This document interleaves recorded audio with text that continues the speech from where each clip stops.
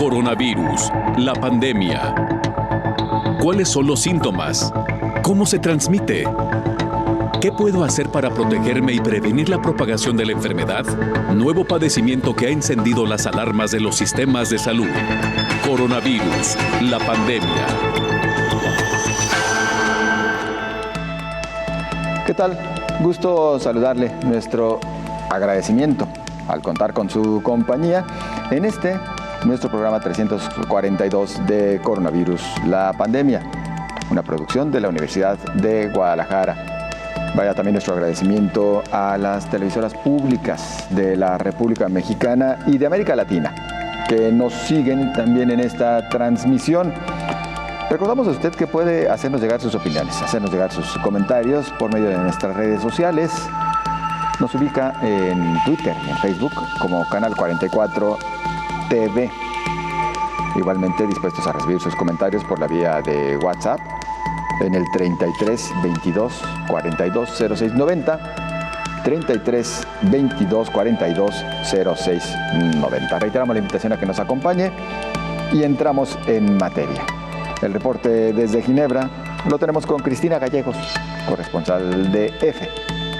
Los casos globales de COVID-19 ascienden a los 102.400.000, según los datos de la Organización Mundial de la Salud, que registró en el día de ayer 500.000 nuevos contagios. Así, se mantiene la tendencia a la baja en contagios diarios ya iniciada hace más de 2 semanas. Los fallecidos en la pandemia se elevan a los 2.200.000, con las 11.989 muertes registradas durante el día de ayer.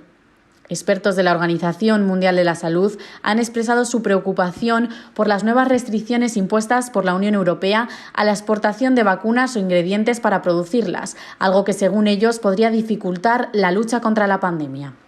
La Comisión Europea ha adoptado normativas que obligarán a las farmacéuticas que produzcan vacunas contra la COVID-19 en territorio comunitario a notificarle cuando quieran exportarlas fuera, y solo podrán hacerlo si las autoridades del país en el que tengan sus fábricas les dan el visto bueno para ello. Expertos de la Organización Mundial de la Salud explicaron que es absolutamente esencial que no se interpongan barreras y restricciones en un momento en el que las herramientas contra la pandemia son escasas y no se dispone de ellas en todos los lugares. Por otra parte, el director general de la Organización Mundial de la Salud, Tedros Adhanom Ghebreyesus, ha pedido a las personas que no pertenezcan a colectivos de alto riesgo en la COVID-19 que no se salten la cola en la vacunación. Tedros también repitió durante el foro de Davos su llamada a que los países ricos donen sus excedentes de vacunas anti-COVID, aunque el ministro de Salud alemán subrayó en el mismo foro que la opinión pública de su país aún no aceptaría esta medida. El ministro de Sanidad germano afirmó que si Alemania enviara sus vacunas al exterior ahora, cuando solo se ha vacunado al 3% de su población, eso no sería aceptado por los alemanes. Minutos antes, Tedros aseguró que el nacionalismo de vacunas solo prolongará la pandemia, las restricciones y el sufrimiento humano y económico, por lo que reclamó a los gobiernos que ya disponen de gran cantidad de vacunas que tras inmunizar a sus grupos de riesgo compartan las dosis excedentes. Tedros declaró que entiende que los gobiernos estén bajo presión para vacunar a sus poblaciones, pero que deben convencerse de que compartir es necesario para reflotar la economía y lograr la recuperación global. Reportó desde Ginebra Cristina Gallego para el programa Coronavirus, la pandemia. Las nuevas variantes de COVID mantienen al mundo en vilo. Aquella esperanza que brilló al cierre del año con los primeros vacunados contra la COVID-19 en el mundo quedó opacada por la oleada mortal con la que arranca el 2021. Los países ricos quieren asegurarse de tener las vacunas, pero esta vez no se trata de recursos económicos nada más. Hay que esperar con una paciencia que ya se agotó desde el año pasado a que la producción aumente, a que surja otro tratamiento infalible, a que la gente se resguarde, a que se desahoguen los hospitales. Pero en vez de una tregua, las nuevas variantes del virus representan una terrible amenaza en el peor momento. La Organización Panamericana de la Salud informó que 3 variantes fueron encontradas en 14 países de la región. Hay preocupación ante la probabilidad de que el virus se propague con mayor rapidez y gravedad. Las mutaciones son una parte esperada de la propagación de cualquier virus, advirtió Sylvain Algeri, gerente de incidentes de la OPS. Respecto a las 2 variantes detectadas en Reino Unido y Sudáfrica, Algeri dijo que hasta el momento no parecen haber generado transmisión comunitaria en la región de las Américas. Hasta ahora, los casos parecen estar limitados a personas que viajan desde los dos países o conectadas con personas que viajan desde esas naciones. La tercera variante, detectada en Amazonas, Brasil, es más prevalente a nivel local y los investigadores han sugerido recientemente un vínculo causal con el aumento observado durante las últimas semanas en la hospitalización en Manaos. El 18 de diciembre de 2020, Sudáfrica anunció la detección de una nueva variante, mientras que Japón identificó una en viajeros de Brasil. África se encuentra en una encrucijada impulsada por la variante que ha generado un número récord de casos en esa nación y otros países del continente. Y en Europa, aunque la vacunación ya ha comenzado en 35 países, las medidas de confinamiento se han hecho más fuertes ante la amenaza de las mutaciones. Así que mientras las vacunas llegan a cuentagotas para miles de millones, los contagios van al alza, los hospitales llegaron al tope y la gente está cansada y dolida por tanta pérdida humana alrededor, todas las alertas están encendidas, informó Elizabeth Ortiz. Ahora el infectólogo Héctor Raúl Pérez Gómez nos explica sobre cada una de las cepas de la variante COVID-19 detectada en diversos países. Se ha puesto particular atención a 3 cepas. Una de ellas, la originada a mediados del año 2020 en Inglaterra, en Kent específicamente, o al menos ahí detectada, y que fue publicada por el mes de septiembre, más o menos. Esta nueva cepa, desde casi el inicio de su detección, se demostró que tenía un 70% más alta probabilidad de contagio, comparada con la cepa original de Wuhan de finales del 2019. Luego, esta cepa británica se extiende a diferentes países en Europa, se extiende hacia África y hoy por hoy se considera que esta cepa británica se encuentra en alrededor de 70 países en el mundo.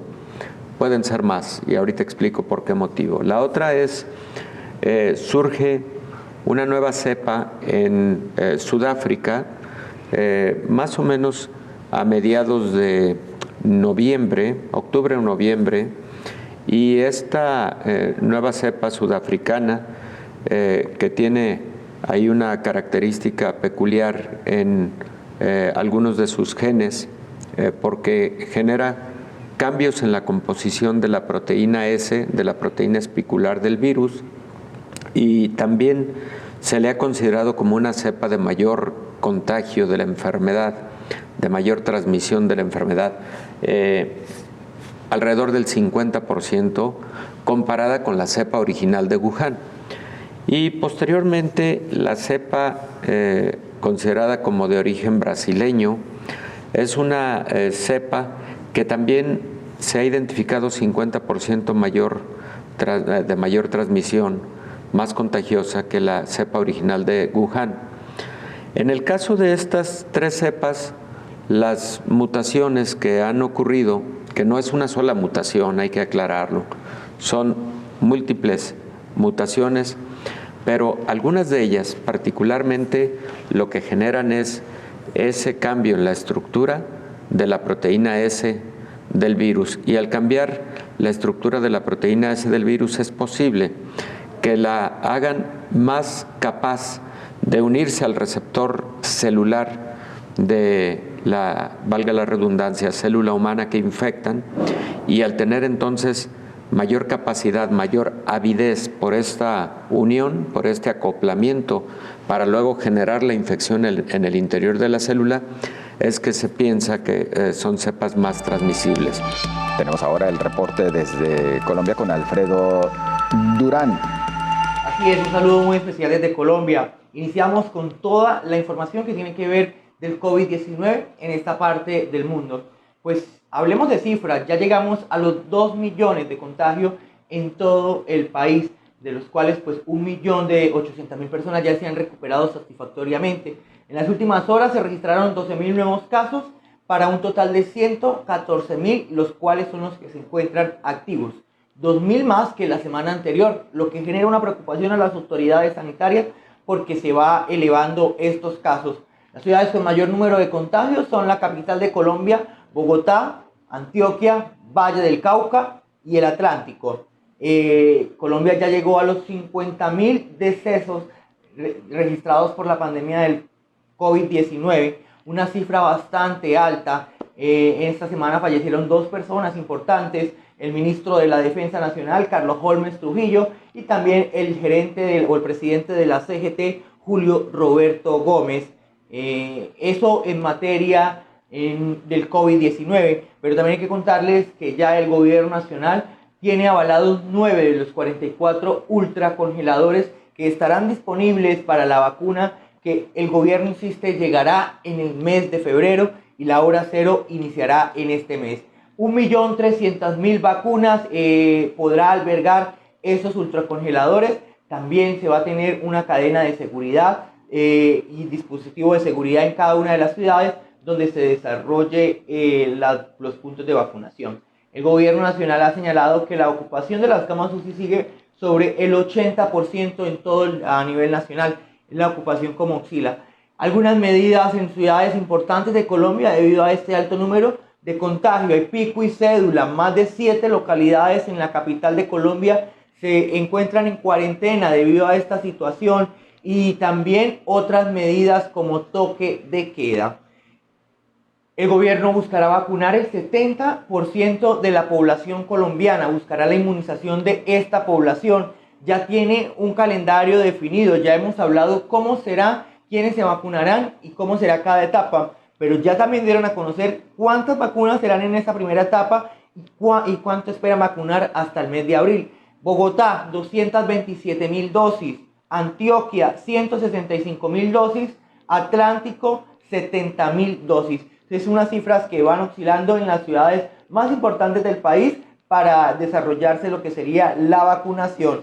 Abril se espera el gobierno nacional poder tener vacunadas cerca de 5 a 6 millones de habitantes en medio de toda esta situación. Pues esta es la información que nosotros tenemos desde Colombia en materia informativa con el COVID-19. Alfredo Durán informó desde Colombia. Muchas gracias a Alfredo Durán, periodista de Canal TRO de Colombia. Con esto nosotros vamos a nuestra primera pausa. Regresamos enseguida con más de coronavirus, la pandemia.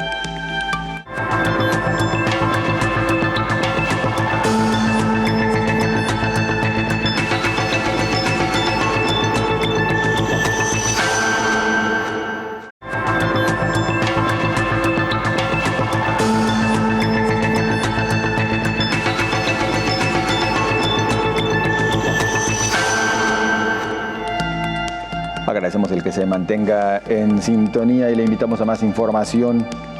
Pfizer adelanta investigaciones para que las vacunas no queden obsoletas ante las nuevas cepas.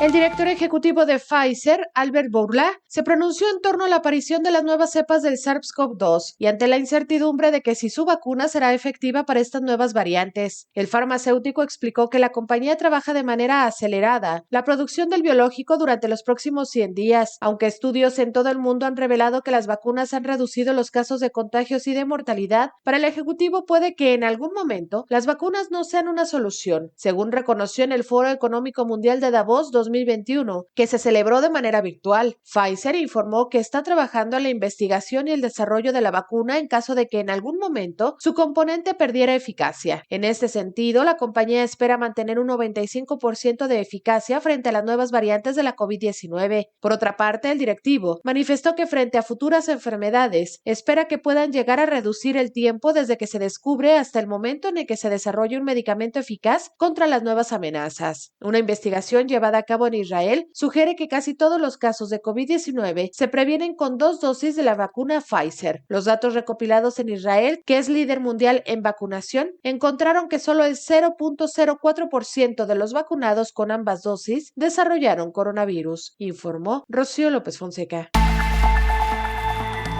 Ahora nuestro médico de cabecera, el infectólogo Héctor Raúl Pérez Gómez, nos describe y lanza varias interrogantes respecto a una mutación mexicana detectada recientemente por investigadores de la Universidad de Guadalajara. No es que sea una nueva cepa, por lo pronto lo que se detectó fue una mutación que está en la región 484 del genoma viral. Y esa mutación también la tienen la cepa mutada de Brasil y la cepa mutada de Sudáfrica. Entonces, la primera interrogante es si esa mutación encontrada en específico en 4 pacientes en Jalisco proviene de alguno de los países en cuestión. Segundo, primero, la pregunta es si es una de las cepas de los países en cuestión o esta es solamente una mutación encontrada en el virus de 4 personas. Esa es la primera pregunta. Número 2, si esta mutación es la única o hay más mutaciones en esos virus de estas 4 personas. Porque cuando hablamos de las nuevas cepas, por ejemplo la británica, la sudafricana y la brasileña, estamos hablando de cepas que tienen no solo una mutación, tienen múltiples mutaciones. Frecuentemente se le da más atención a algunas de las mutaciones. ¿Por qué se les da más atención? Bueno, porque tienen un significado más importante en cuanto al comportamiento clínico de la enfermedad. Por ejemplo, la pregunta es, ¿y es más grave o menos grave la enfermedad con determinada mutación? Otra de las grandes preguntas es, ¿esa mutación en particular o esa cepa, esa variante, puede generar mayor resistencia al buen desempeño de las vacunas? Es otra pregunta. ¿Es más letal? Y la otra pregunta es, ¿modifica, por ejemplo, la estructura y la metodología de las pruebas de laboratorio que se tienen actualmente? O sea, ¿pueden variar los resultados de laboratorio? Todas esas preguntas se tienen que contestar cuando se identifica una determinada mutación. El tipo de estudios que se realizan en los laboratorios de biología molecular o de genómica viral, o microgenómica, son estudios de secuenciación del genoma viral. La secuenciación del genoma viral, como te decía, es como hacerle una lectura completa a la estructura del genoma del virus e identificar si en alguna región en particular existe algún cambio de aminoácidos particularmente que pudieran eventualmente generar modificaciones a los componentes del virus, en este caso la proteína espicular de la superficie viral. Pero los cambios o mutaciones que pueden ocurrir en determinado lugar del genoma viral pueden afectar a diferentes componentes. Hay que recordar que este virus utiliza mucho de su propia maquinaria, pero también de la maquinaria de la célula que infecta para poderse reproducir, para poderse replicar. Y entonces un cambio en otro lugar del genoma viral puede provocar una proteína con una estructura diferente que la puede convertir en más eficiente para replicar, o también lo contrario. Hay mutaciones que luego generan que los microorganismos sean menos eficientes para multiplicarse o para causar enfermedad. Puede ocurrir en los dos sentidos, Belén. Y hay algunas mutaciones que parecen no tener ningún significado desde el punto de vista de su capacidad reproductiva o replicativa y tampoco desde el punto de vista clínico. Tenemos ahora el reporte con Jorge Largo, periodista de El Correo Diario de Ecuador. De acuerdo al último reporte del Ministerio de Salud Pública, en el país existen alrededor de 250.828 personas confirmadas con coronavirus, alrededor de 209,000 personas recuperadas y alrededor de más de 10,000 personas fallecidas confirmadas por esta situación. El país actualmente está convulsionado, un poco consternado, vive un luto a nivel del Ecuador, a puertas también de un proceso electoral que se avecina. El próximo domingo 7 de febrero estaríamos eligiendo presidente de la República y asambleístas en medio de una crisis sanitaria y una crisis económica muy fuerte. Hasta el momento, de las 86,000 vacunas que se tenía previsto que arriben al Ecuador de la marca Pfizer, lamentablemente han arribado únicamente alrededor de 8,000 vacunas a Ecuador. Esto ha provocado un debate a nivel de autoridades y de diferentes sectores que están rechazando esta situación. Lamentablemente, pues las 8,000 dosis no son suficientes ni para la fase 0 de vacunaciones, es lo que han explicado algunos expertos. A esto se suma el escándalo que ha generado esta situación, pues la decisión del ministro de haber vacunado primero a parte de sus familiares que se encontraban en algunas clínicas privadas de la ciudad de Quito. Esto ha implicado de que la Asamblea Nacional pida una resolución para buscar la salida del ministro Ceballos, iniciar un juicio político y por su parte la Fiscalía realizar una investigación contra el ministro por haber favorecido primeramente a sus familiares con estas dosis que habían llegado a nuestro país. Si nos permite, vamos a una brevísima pausa. Regresamos enseguida.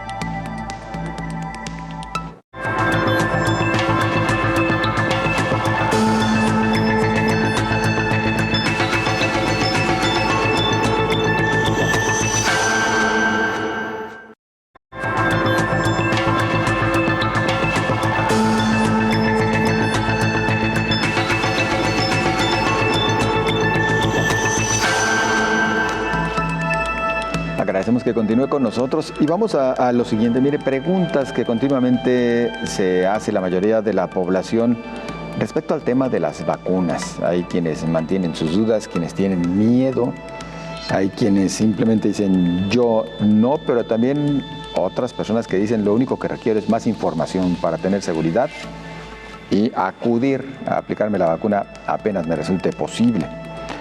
Algunas de las preguntas son: ¿realmente resultan seguras estas vacunas que se han desarrollado con tanta rapidez?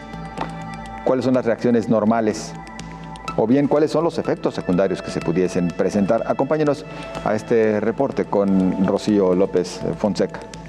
A un mes del despliegue de vacunación por COVID-19 en el mundo, se han presentado varias reacciones adversas, algunas leves, otras más graves, llamadas anafilaxis. Sin embargo, el riesgo-beneficio de ser vacunado contra la COVID sigue siendo mucho mejor recibir el biológico que no recibirlo. Como todos los medicamentos nuevos, las vacunas que han sido autorizadas para proteger contra el nuevo coronavirus vienen con algunas preocupaciones de seguridad y efectos secundarios. Muchas personas que recibieron las 2 primeras inyecciones autorizadas en Estados Unidos, América Latina y Europa, la Pfizer y BioNTech y de Moderna, han experimentado fiebre, dolor de cabeza y dolor en el sitio de la inyección. Estos efectos secundarios generalmente desaparecen rápidamente. En Israel, país más avanzado en cuanto a la vacunación contra la COVID, debido a un acuerdo especial con la farmacéutica Pfizer, productora de la vacuna Pfizer-BioNTech, no han reportado efectos adversos graves. Los resultados preliminares de la vacunación contra el coronavirus en ese país muestran que la vacuna parece ser efectiva en reducir tanto las infecciones como los casos que requieren hospitalización, informó Rocío López Fonseca. En el mundo, 1 de cada 100,000 personas que son vacunadas llega a presentar algún evento adverso grave. Esto es lo que nos expuso el infectólogo Héctor Raúl Pérez Gómez al señalar la importancia de transparentar los resultados preliminares sobre el biológico de COVID-19. Está muy bien que esté transparentándose el resultado de la vacunación, tanto en términos de las personas que van recibiendo el biológico y también, por supuesto, quienes han tenido algún evento adverso. Los eventos adversos los dividimos en dos grupos, los graves y los eventos adversos leves o comunes. Los eventos adversos comunes los presentan alrededor del 10% de las personas que están recibiendo estos biológicos, particularmente la vacuna de Pfizer, que ha sido una de las que más ha publicado sus resultados de fase 2 y de fase 3. Pero en general te diría que las vacunas como AstraZeneca, la vacuna Moderna, la vacuna de Pfizer, tienen ese porcentaje de eventos adversos leves comunes, y estos eventos adversos, 10% decíamos de quien recibe el biológico, incluyen dolor en el sitio de la aplicación, puede existir un poco de dolor de cabeza, dolores musculares o articulares leves, habitualmente elevación también leve de la temperatura corporal, puede existir dolor en los globos oculares, insisto, 10% de las personas, y se presentan en el lapso de entre 24 y 48 horas. Pero los eventos adversos graves ya está razonablemente aceptado que se presentan en 1 de cada 100,000 personas que reciben estos biológicos, 1 de cada 100,000. Y esos eventos adversos graves incluyen lo que en el área médica conocemos como anafilaxia, y que es algo tipo alergia aguda, que se presenta en pocos minutos a partir de la aplicación. Esa anafilaxia aguda y severa puede incluir edema de la laringe o edema de la glotis, lo que puede generar un poco de dificultad o un mucho de dificultad para respirar. Algunos pacientes han presentado síndromes convulsivos, y algunos pacientes han presentado hipotensión arterial. Entonces, estos eventos adversos se presentan solo en 1 de cada 100,000 vacunados. Por ese motivo, Omar, y con esto termino este primer comentario, es fundamental que las personas que reciben esta o cualquier biológico tengan 30 minutos por lo menos de observación en el lugar en donde fueron vacunados, pero además los módulos de vacunación deben contar con equipo adecuadamente entrenado, me refiero a personal médico, y también insumos y equipamiento para poder atender una emergencia de esta naturaleza. Y así se está haciendo. No es exclusivo de la vacuna de COVID, y hay que decir que para todas las vacunas el protocolo correcto es, una vez que se aplica la vacuna, el niño, la señora, el adulto mayor, etcétera, deberán permanecer media hora por lo menos en vigilancia del personal de la salud que aplicó el biológico. En general, con respecto a si desayunar o no desayunar, no existe una recomendación específica. Yo creo que razonablemente, si te van a vacunar temprano, en tempranas horas del día, mejor no desayunar, precisamente con el propósito de que si vas a requerir algún tipo de atención médica, pues estés en esa condición de ayuno.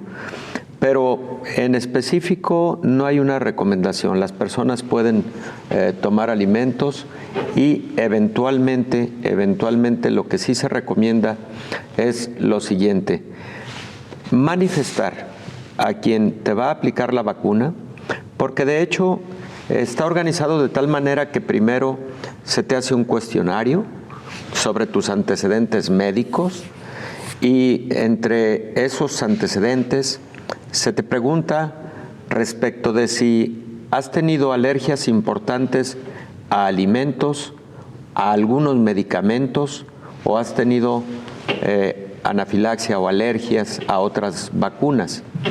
Cuando han sido esos antecedentes y antecedentes de eventos adversos graves a otra vacuna o incluso algunos medicamentos, se han tomado decisiones de preferiblemente no vacunar y esperar a otro tipo de biológicos que pudieran no generar este tipo de eventos en algún paciente en particular.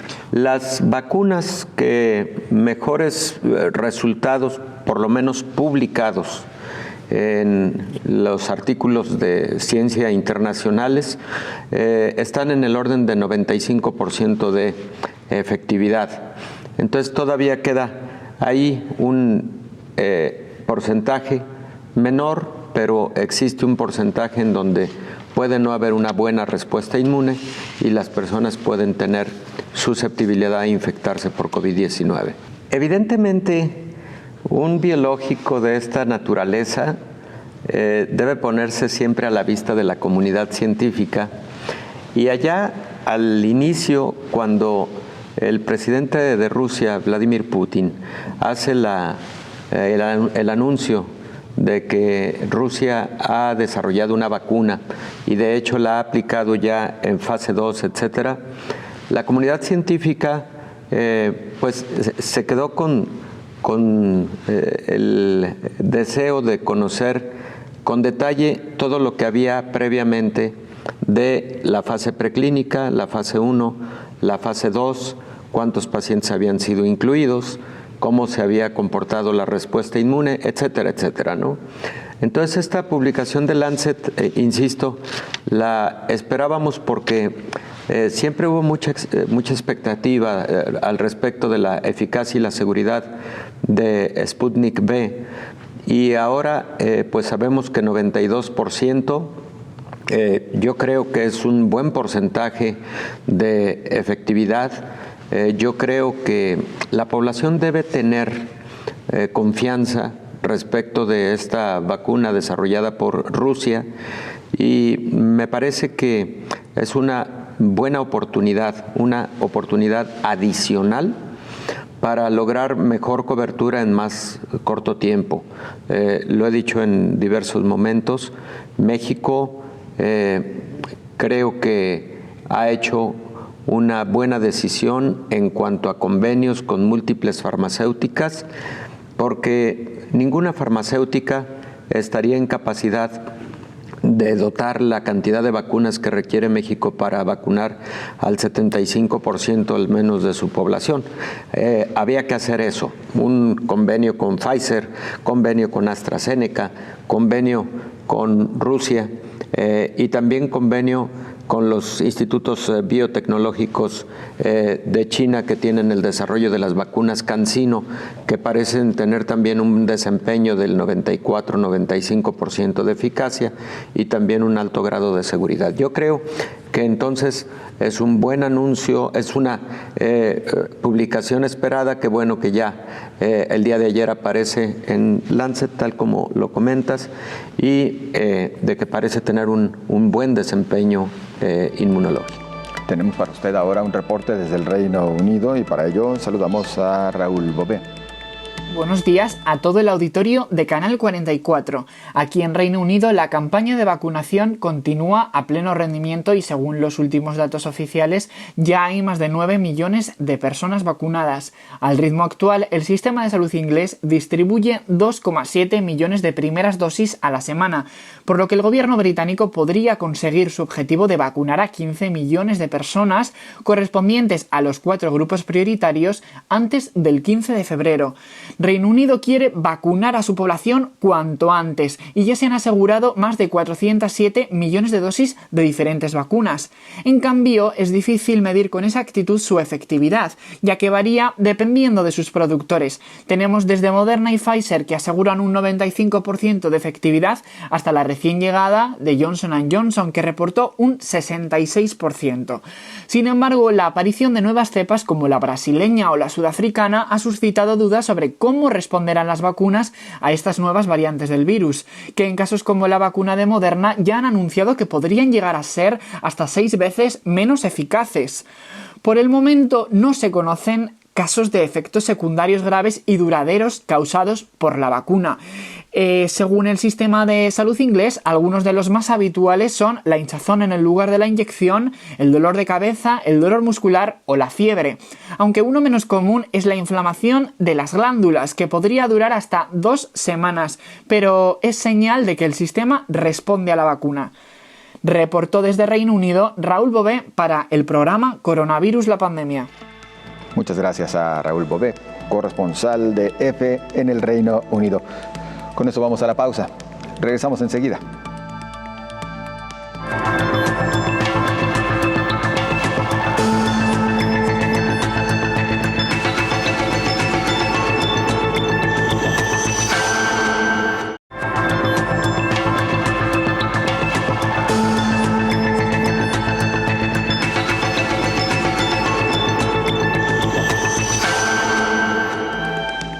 Continuamos con usted y con más información. Recuerde que puede hacernos llegar sus comentarios a través de las redes sociales, Canal 44 TV en Facebook y Twitter. Y avanzando con más, hasta el 10 de enero se habían reportado más de 1.200 reacciones adversas tras la aplicación de la vacuna de Moderna contra COVID-19, esto en los Estados Unidos. La FDA en Estados Unidos informó sobre las reacciones que presuntamente ha provocado la vacuna anticovid de Moderna. Se trata de 3 casos de reacción adversa en personas que tienen relleno de toxina botulínica. Los síntomas del efecto secundario fueron hinchazón facial en 2 casos de 46 y 51 años, y en los labios en una mujer de 29 años. Ninguna de las pacientes desarrolló una situación de gravedad. Los 3 casos fueron clasificados como de importancia médica, pero no como un evento adverso grave.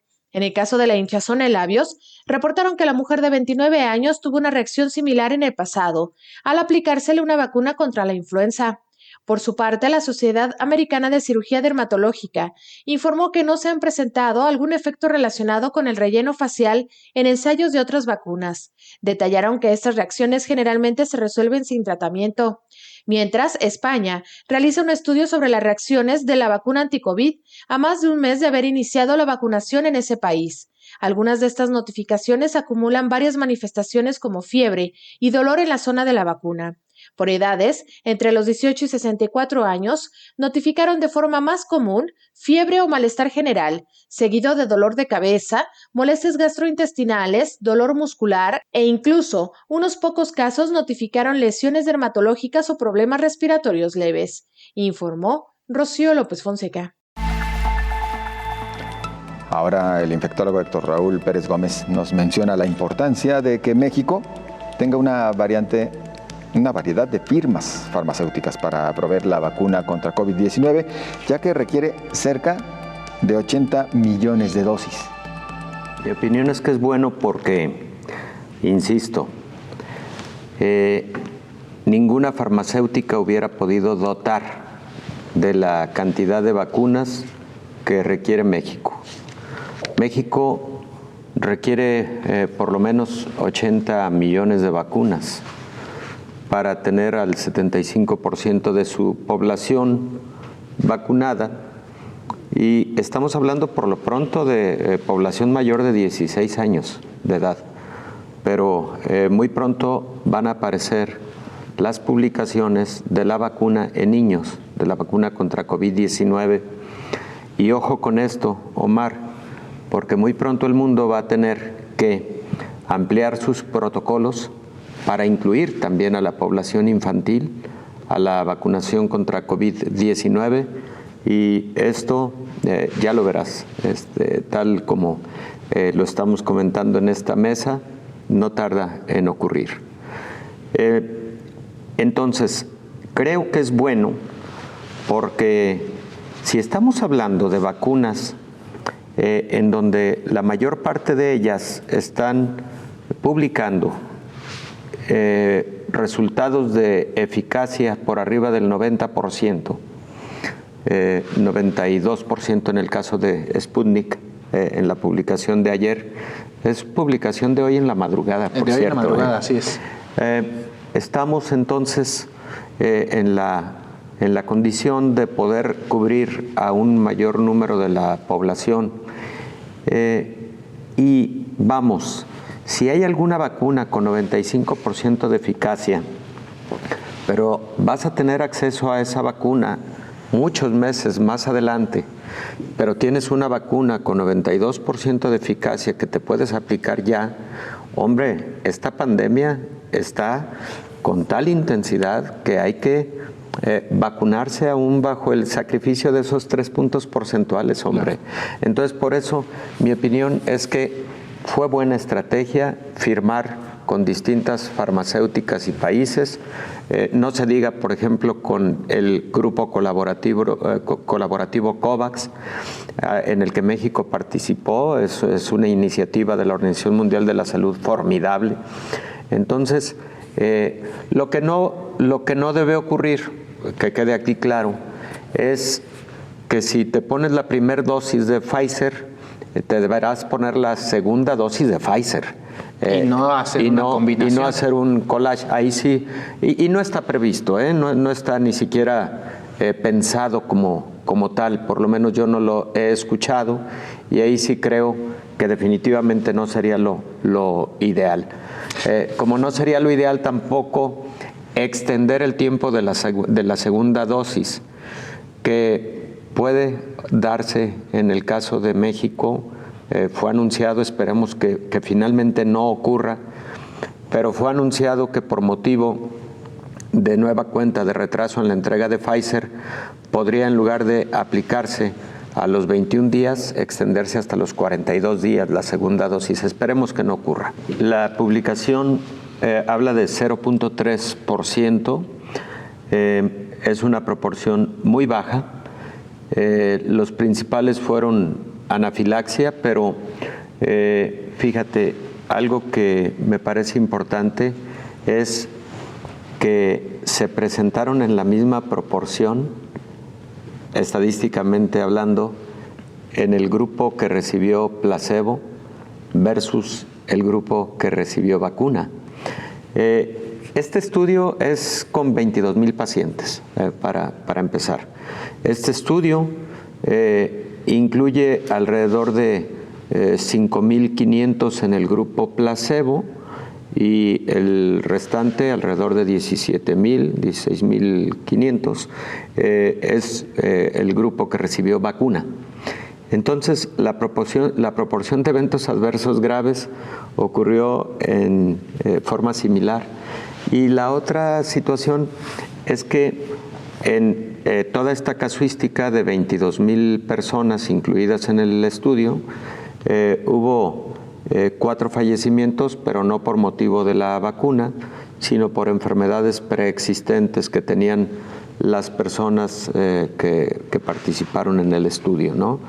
Eran personas con alguna enfermedad cardiovascular, etcétera, y al analizar el motivo del fallecimiento fue propio de la enfermedad de base. No podemos en este momento todavía decir cuánto tiempo dura la inmunidad generada por la vacuna.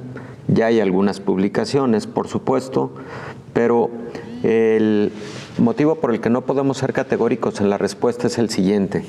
Hay personas que recibieron la vacuna, por ejemplo, hace 8 meses y al día de hoy siguen teniendo buenos niveles de anticuerpos, buenos niveles de células del sistema inmune, pero es que es el seguimiento que llevamos hasta ahora. Esta cohorte, este grupo de personas deberá seguir investigándose a lo largo de los próximos meses para poder definir si en algún momento empiezan a declinar la cantidad de anticuerpos o de células del sistema inmune, que entonces requiera de un refuerzo y entonces poder responder a esta pregunta. Posiblemente sí sea una vacuna que va a requerir refuerzos cada determinado tiempo. Lo que hemos conocido a través de publicaciones científicas muy sólidas es que, por ejemplo, personas que tuvieron COVID-19, personal de la salud, por ejemplo, ha seguido manteniendo buenos títulos de anticuerpos y de células de la respuesta inmune hasta 8 meses después, en el 93% de quienes tuvieron COVID-19. Entonces, quizás la inmunidad siga siendo de muy buena calidad un año después de la vacuna, pero todavía no llega ese tiempo para poder tener esa definición. Vamos ahora a conocer lo que ocurre en Honduras en torno a la COVID-19. Saludamos a Naomi Mesa. Este pasado sábado por la noche, el presidente de la República informó que unas 800,000 vacunas contra el COVID-19 llegarían la segunda quincena de febrero a Honduras. Ya ha activado el plan de vacunación nacional que prioriza un total de 297,150 personas en la fase 1 de vacunación. La Secretaría de Salud informó que recibirá el primer lote en 2 partes, por lo que la distribución será de la siguiente manera. En la primera fase se vacunarán 80,000 trabajadores de la salud del sector público y privado, 2,000 adultos mayores concentrados en asilos y centros de cuidado diurno. Asimismo, 143,714 adultos mayores de 60 años con una o más enfermedades crónicas. También a 8,325 miembros del personal del Cuerpo de Socorro y 33,491 elementos del personal de seguridad. Ante el alarmante aumento de casos por COVID-19 en el país y el aumento de muertes de personal de salud, médicos sanpedranos realizan una protesta pidiendo a la ciudadanía que tengan más conciencia sobre los cuidados que toma y pidiendo a las autoridades que se aumenten las medidas de contingencia. Y es que lamentablemente Honduras ya sobrepasa los 147,800 casos positivos por COVID-19. Se reportan más de 60,800 personas recuperadas, pero con el lamentable deceso de más de 3,600 hondureños. Sin embargo, debido a las próximas elecciones primarias a celebrarse este mes de marzo, se ha visto la concentración de personas debido a las campañas políticas que los partidos han realizado, arriesgándose con sus activistas a contagiarse con COVID-19 por no cumplir con las medidas sanitarias recomendadas por las autoridades. Es por esto que el gobierno de Honduras y el CNE pidieron a la población y a los políticos que participarán en las elecciones internas en marzo el estricto cumplimiento de las medidas sanitarias recomendadas por las autoridades para evitar la propagación de COVID-19. Les seguimos recordando a los hondureños que se cuiden en todo momento. No olviden las medidas de bioseguridad y que de no ser necesario no salgan de su casa. Para Coronavirus la Pandemia, informó Naomi Mesa de STV Telebásica. Gracias a Naomi Mesa, periodista de STV Telebásica de Honduras. Es así como estamos llegando al final de este espacio. Agradecemos a usted su compañía y recuerde, mañana una emisión más de Coronavirus, la Pandemia. Coronavirus, la pandemia.